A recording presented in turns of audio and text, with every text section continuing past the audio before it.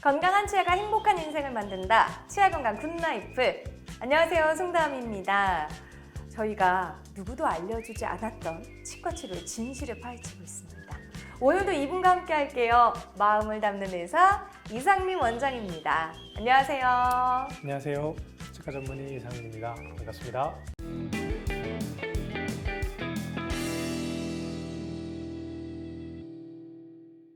원장님. 네. 아니 이 하나의 가치가 3천만 원이라던데요? 이렇게 비싸요? 네, 미국에 있는 어떤 연구기관에서 조사한 바에 의하면 치아 한 개의 경제적 가치가 약 3천만 원이라는 연구 결과가 있더라고요. 서울에 있는 아파트가 평당 4천만 원 정도, 3, 4천만 원 정도 되니까 치아 하나가 한 평, 사람의 치아가 28개니까 28평 아파트랑 비슷한 가치를 갖고 있겠네요. 그러게요. 28개 계산하면 총 우리 지금 입 안에 있는 이의 가치가 8억 원이라는 거잖아요.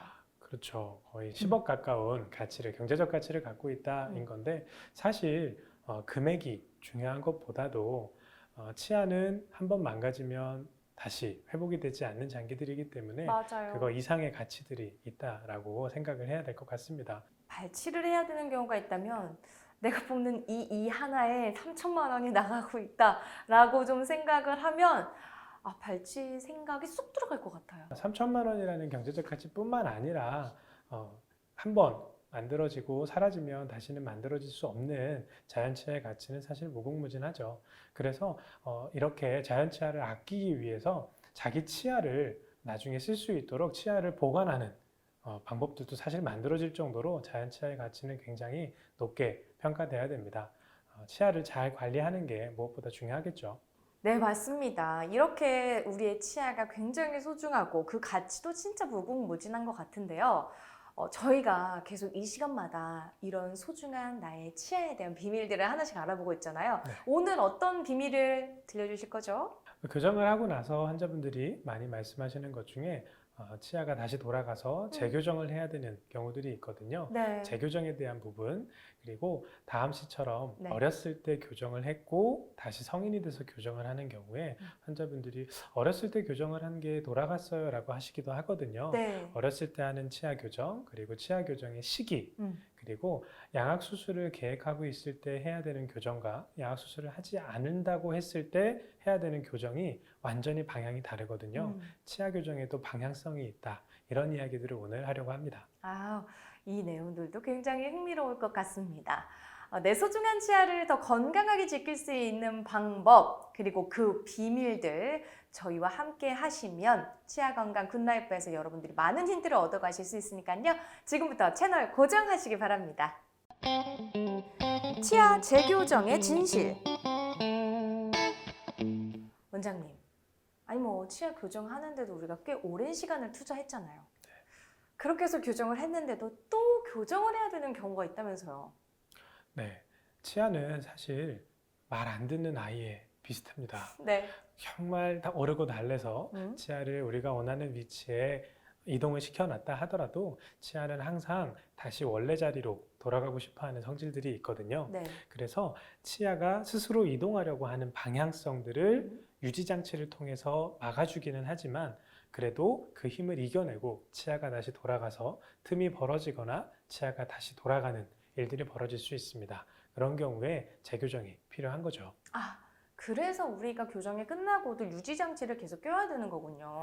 맞습니다. 유지장치를 통해서 치아의 움직임을 줄여주고 차단해주고 치아가 원래 돌아가려는 힘을 막아줘야 합니다. 더더군다나 발치교정 같이 치아의 이동이 많은 경우에는 치아가 쓰러지려고 하거나 다시 돌아가려는 힘들이 또 큽니다. 또 앞니만 가볍게 움직이는 작은 수준의 교정들도 치아들의 이동량이 너무 적으면 또 치아들이 다시 돌아가려고 하는 힘들이 커지거든요. 교정 기간이 짧으니까요. 이런 경우에도 유지장치들을 잘 사용하고 관리해야 됩니다. 환자분들이 생각보다 안쪽에 붙은 교정장치, 유지장치가 떨어져 있는 것들을 잘 모르시는 분들이 많아요. 네. 정기적으로 관리를 해주셔야 되는데 한두 개의 유지장치가 치아에서 떨어지면 그 밑에 치석들이 끼게 되고 치석이 점점 두꺼워지면서 오히려 치아를 앞으로 밀어버리게 됩니다. 네. 한두 개의 유지장치가 떨어졌다고 해서 간과하는 게 아니라 정기적인 관리를 통해서 유지장치들을 붙여주고 치아들의 이동을 막아주어야 합니다. 그러면 이렇게 재교정을 목적으로 치과에 방문하는 분들도 꽤 많을 것 같아요. 실제로 사실 저희 병원에 6년 전에 교정을 하시고 네. 한 번도 교정은 관리를 안 하러 오시다가 음. 갑자기 치아가 돌아갔다고 AS 해달라고 오시는 분들도 있고요. 네. 치아 교정은 아무래도 본인의 심미적인 욕구를 위해서 하다 보니까 치아 교정이 마무리가 됐는데 이제 이 부분이 조금 불편해서 다시 재교정을 원하시는 분들도 있죠. 성인들의 교정에 있어서는 치아들의 이동이 돌아가려는 확률도 많고 환자분들이 원하는 대로 교정이 되지 않는 경우들이 많기 때문에 재교정에 대한 욕구들이 조금 더 많은 편이기는 합니다. 그러면 이렇게 재교정 확률을 낮출 수 있는 교정 접기가 따로 있을까요? 가장 좋은 건 사실 성장과 함께 치아 교정을 하는 거죠. 재교정에 이어서 치아 교정에 적합한 시기에 대한 이야기를 조금 해드리려고 합니다. 초등학교 때에서 중학교로 넘어가는 시기에 대부분의 아이 치아들이 없어지고 어른 치아들이 나오게 되는데요. 그때 성장 분석을 통해서 치아들을 잘 배열해주면 아이 때 시작했던, 청소년기 때 시작했던 치아 교정의 안정성이 성인했을 때 했던 치아 교정의 안정성보다 훨씬 높기 때문에 성인이 되어서도 청소년기에 시작했던 교정은 거의 자기 치아처럼 돌아갈 가능성이 거의 없다라고 생각을 하면 될 것 같습니다. 그러면 어렸을 때 분명히 교정을 했는데도 재교정이 필요해서 병원에 방문하신 분들은 교정 자체에서 뭔가 잘못되거나 문제가 있었던 걸까요? 사실 환자분들이 많이 오해하고 계신 게 어렸을 때 교정을 했는데 성인이 됐더니 치아가 다시 삐뚤어졌다. 네. 그래서 어렸을 때 했던 교정이 잘못된 거 아닌가라는 생각들을 많이 하세요. 그런데 사실 환자분들이 알지 못하는 교정의 세계가 하나 더 있습니다. 네, 뭔가요? 저희는 1차 교정과 2차 교정이라는 용어를 사용하는데요. 네. 1차 교정이라는 단어는 소아 청소년기에만 사용할 수 있는 단어입니다. 이 1차 교정은 치아를 배열하는 데 초점이 맞춰져 있다기보다는 치아를 배열하려는 공간과 턱뼈의 성장을 1차적으로 보는 겁니다. 어렸을 때 치아가 잡고 있는 뼈나 턱뼈의 성장이 성인이 되어서 좁을 것 같다라고 예측이 되면 이 공간을 넓혀주는 교정을 먼저 하게 됩니다. 집으로 비교를 하자면 일단 기초공사를 넓게 해서 나중에 올라갈 집이 큰 곳에서 건설될 수 있도록 해주는 교정이 1차 교정이라고 할 수 있죠. 나중에 성인이 돼서 하는 교정을 2차 교정 혹은 그냥 일반적인 교정이라고 부릅니다. 성인이 돼서 하기 때문에 더 이상 공간을 크게 만들 수 없어요. 한정되어 있는 공간에 치아들을 배열해야 되기 때문에 발치를 하고 그 공간에 치아들을 배열하는 게 일반적이죠.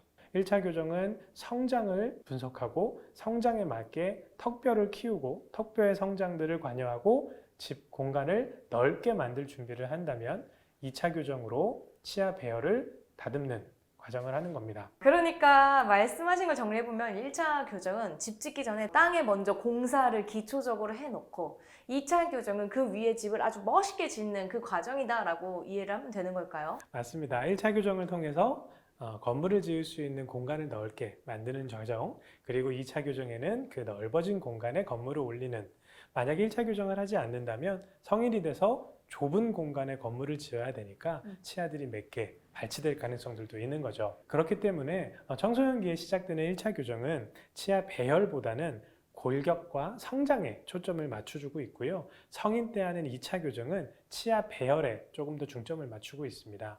따라서 환자분들이 어렸을 때 교정을 했다라고 한다면 1차 교정, 즉 땅을 넓게 만드는 교정을 했을 가능성이 넓기 때문에 나중에 성인이 돼서 배열이 조금 삐뚤은 수는 있는 거죠.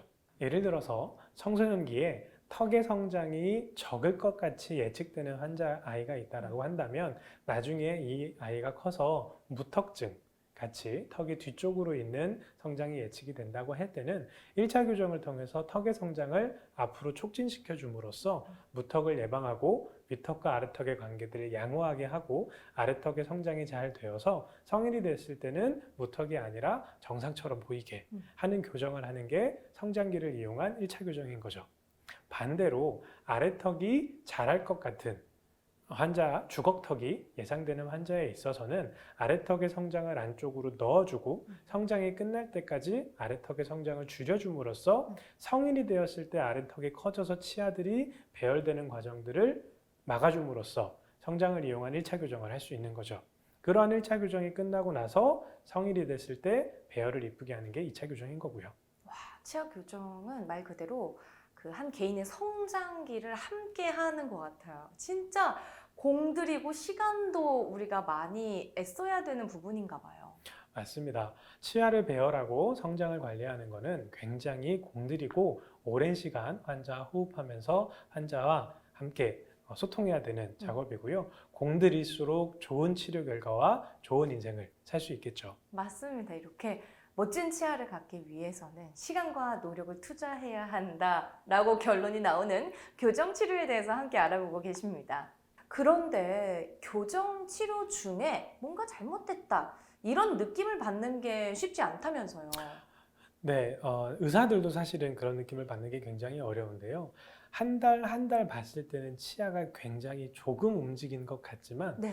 6개월, 1년을 놓고 보면 치아가 굉장히 많이 이동을 해 있거든요. 그러다 보니까 의사들도 집중해서 보지 않으면 교정 치료가 잘못되고 있다는 걸 알기까지 몇 개월이 소요되는 경우들이 많습니다. 처음에 계획을 잘 세우고 그 잘 세운 계획에 맞게 진행이 되는지를 면밀하게 살펴봐야 되는 이유이죠. 그렇기 때문에 치아 교정에는 방향성이 있다는 게 사실 중요합니다. 그런데 환자분들은 이러한 상황들을 자꾸만 생각을 안 하시고 단순히 3개월 걸렸네, 1년 걸렸네, 앞으로 6개월이면 끝나냐 이런 질문들을 하실 때는 조금 슬프기도 합니다. 그러면 시작부터 잘 방향을 잡아야 될 텐데 방향이 혹시라도 조금 틀렸다면 어떤 결과가 될까요? 방향성이 달라졌을 때 환자분들의 치료 기간이 굉장히 길어지고 의사들도 힘들어하는 전형적인 케이스 경우가 양악 수술을 할 때의 교정과 양악 수술을 하지 않을 때의 교정이거든요.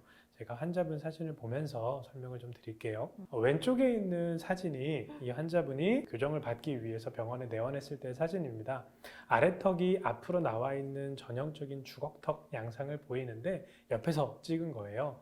그러면 이 주걱턱 환자들에 있어서의 치아의 특징은 위 치아는 바깥쪽으로 뻗어져 있고 아래 치아는 안쪽으로 누워져 있어서 위아래 치아가 서로 밖으로 뻗쳐 있고 안쪽으로 누워져 있는 게 주걱턱 환자들에 있어서의 앞니의 전형적인 현상이라고 할 수 있습니다. 만약에 이 환자가 양악 수술을 받겠다라고 하면 교정의 방향은 이렇게 됩니다. 위의 치아가 밖으로 뻗어져 있는 위의 치아를 오히려 안쪽으로 갖고 오고요. 누워져 있는 앞니는 오히려 바깥쪽으로 세우게 됩니다. 가운데에 있는 사진인데요. 왼쪽에 있는 사진과 가운데에 있는 사진을 비교하면 오히려 더 주걱턱 양상이 심해져 있는 것 같은 치아 축을 봤을 때 그렇게 보일 겁니다. 양악 수술을 할 때는 이렇게 교정을 해야 됩니다. 왜냐하면 수술을 해서 아래턱을 안쪽으로 넣을 거거든요. 그러고 나서 이상적인 위치를 예측해서 치아 교정을 이렇게 하는 거죠. 오히려 교정하고 있는 동안은 주걱턱 양상이 더 심해지고 환자가 더 안 이뻐요 라는 이야기를 하실 수도 있죠. 수술을 할 때 어금니들이 물리는 관계와 앞니가 이쁘게 배열되는 관계를 예측해서 치아를 더 반대로 교정을 하는 거니까요. 아니 그러면은 환자들 입장에서는 내가 제대로 가는 게 맞나라는 교정 기간이 있을 것 같아요. 괜찮은가요? 네, 양악 수술을 한다면 괜찮죠. 수술을 통해서 치아가 어금니가 잘 배열될 수 있게 넣어줄 거니까요. 근데 여기서 만약에 환자가 뭐 군대를 간다든지 네. 아니면 결혼을 하게 됐다든지 아니면 수술이 무섭다든지 다양한 이유로 나 수술 안 할래요 라고 네. 하면 복잡해지게 됩니다. 그러네요. 수술을 하기 위해서 오히려 밖으로 뻗어져 있던 앞니를 안쪽으로 모았고 안쪽으로 누워있던 아래 앞니를 바깥쪽으로 세워놨는데 뼈 수술을 통해서 이걸 들어와야 되는데 그게 아니라 양악을 안 한다 그러면 네. 다시 지금과는 반대 방향으로 아래 앞니는 눕히고 위에 앞니는 밖으로 뻗어야 되죠. 지금까지 했던 교정이 다 수포로 돌아가는 거죠. 그러네요. 그러면 이렇게 양악 수술과 치아 교정을 해야 되는 경우라면 어떤 치료를 먼저 해야 되나요? 방금 보여드렸던 환자분 사진처럼 치아 교정을 먼저 하고 양악 수술을 했어요. 그거에는 두 가지 이유가 있는데요. 하나는 양악 수술이라는 뼈 수술을 할 때 위아래가 잘 맞물려야 되잖아요. 그렇죠. 교합이 안정적이어야 되기 때문에 교정을 통해서 양악 수술을 하고 나서 잘 맞물리는 치아로 먼저 만들어 놓고 치아 교정을 통해서 수술 전에 수술 후에 잘 맞물린 상태를 먼저 만들고 그리고 수술을 할 때 어금니들이 오른쪽과 왼쪽이 잘 맞물리면 고정도 잘 되거든요. 네. 고정이 잘 되면 뼈는 잘 아물어요. 위아래 치아가 어금니가 잘 맞물리고 있어야 뼈도 잘 아뭅니다. 그래서 선 교정을 한 후에 후 수술을 하는 게 가장 이상적이죠. 술전 교정이라고도 부르죠.